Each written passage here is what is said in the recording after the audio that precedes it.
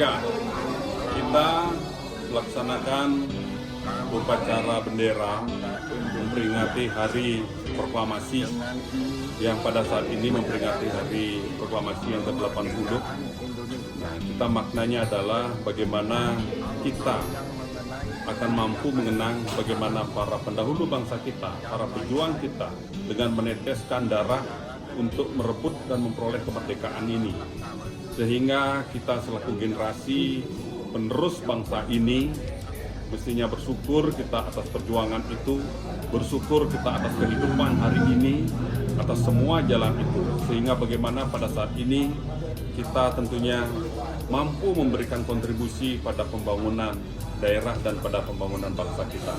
Itulah pada hakikatnya kita melaksanakan perayaan Hari Proklamasi Kemerdekaan Republik Indonesia. Semoga ini menjadi hikmah bagi seluruh anak bangsa dalam rangka mengisi kemerdekaan di negara Republik Indonesia. Konteks Denpasar terkait dengan perayaan 17 Agustus ini tentunya ada satu momentum yang bisa disampaikan ke masyarakat sehingga pembangunan yang terjadi di Denpasar dan juga Bali itu sesuai dengan harapan dari masyarakat. Ini bisa komen. Ya, jadi pada prinsipnya dalam rangka pembangunan yang terjadi di Kota Denpasar, khususnya mungkin Bali umumnya, bahkan negara Indonesia. Nah, seharusnya seluruh anak bangsa itu berkontribusi untuk membuat bagaimana bangsa ini menjadi besar, bangsa ini menjadi kuat, bangsa ini menjadi bersatu. Kemudian dengan segala curahan pikiran, curahan tenaga, curahan waktu. Nah, karena begitu kita akan kuat, begitu kita bersatu kita kuat, nah tentu bangsa kita ini akan menjadi lebih hebat. Jadi harapannya adalah seluruh anak bangsa ini berkontribusi bersatu dalam rangka pembangunan bangsa kita ini, pembangunan dalam segala hal. Oke. Terhadap isu sampah yang belakangan ini kan sempat viral di media sosial. Mungkin masyarakat itu banyak yang tidak tahu terkait dengan satu ada penutupan BPA, kemudian yang kedua pengolahan sampahnya itu. Mungkin bisa dari sisi Pak Dewan secara komprehensif menjelaskannya sehingga masyarakat itu tahu akar permasalahan dan juga apa sih sebenarnya yang terjadi sehingga tidak ada semacam praduga dan lain-lain. Kalau penutupan TPA itu sebenarnya akibat aturan yang dikeluarkan oleh Kementerian Lingkungan Hidup, sehingga TPA yang ada di Bali ini minta ditutup karena batas ambang pencemaran dan seterusnya. Bahkan bukan hanya di Bali saja, hampir di seluruh Indonesia TPA itu ditutup. Kemudian di proses-proses kemarin, di waktu-waktu kemarin, proses pengolahan sampah itu dengan mempergunakan insinerator itu belum ada regulasi tentang menggunakan insinerator.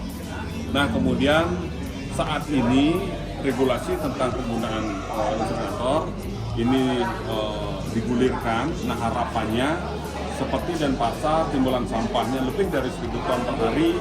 Nah, ini sudah bergerak ke arah itu untuk melakukan pengolahan sampah dengan pola insinerator. Nah, saat ini apa yang disampaikan oleh pemimpin-pemimpin kita baik Denpasar maupun Bali tentang bagaimana kita mengolah sampah pada sumbernya. Nah, ini sebenarnya peradaban yang harus memang kita lakukan dari awal. Ini ada dua hal sesungguhnya, bagaimana kita mengolah sampah dengan cara realistis dan cara idealis. Kalau cara realistis, ya yang bagaimana perlakuan kemarin sudah kita terima dari pemerintah. Begitu kita ada sampah, entah sampah itu organik, anorganik, kita bungkus, taruh di depan rumah, sudah ada tukang angkut. Dan memang di situ dimunculkan pelayanan sekaligus kemanjaan kepada diri kita semua. Tetapi di sini diharapkan adanya sebuah paradigma, perubahan peradaban, perubahan perilaku kita.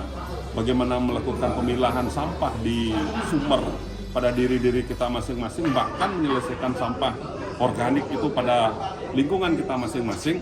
Nah, tentu sebenarnya kalau ini kita renungkan secara mendalam, ini merupakan solusi, ini merupakan perubahan peradaban kita, ini merupakan perubahan perilaku kita, perubahan menuju arah yang lebih baik di dalam rangka tata kelola sampah. Di samping kita memang menyelesaikan sampah di tingkat hulu pada diri kita, bahkan ada dengan konsep membuat tebo modern, biomasi, dan lain sebagainya, sampai biopori nama-nama tersebut, itu juga tidak lain adalah melakukan perlindungan kepada bumi. Jadi dengan maksudnya air ke bumi, kemudian memberikan dampak terhadap meningkatnya permukaan air bawah tanah, ini juga bagian daripada perjuangan kita bagaimana melindungi pertiwi. Nah, melindungi pertiwi, menyelamatkan pertiwi, menyelamatkan bumi kita, sekaligus artinya menyelamatkan masa depan kita semua, anak cucu kita semua. Itu menurut saya. Oke, baik. Terima kasih Pak Dewan. Terima kasih. Selamat pagi. Mereka. Merdeka.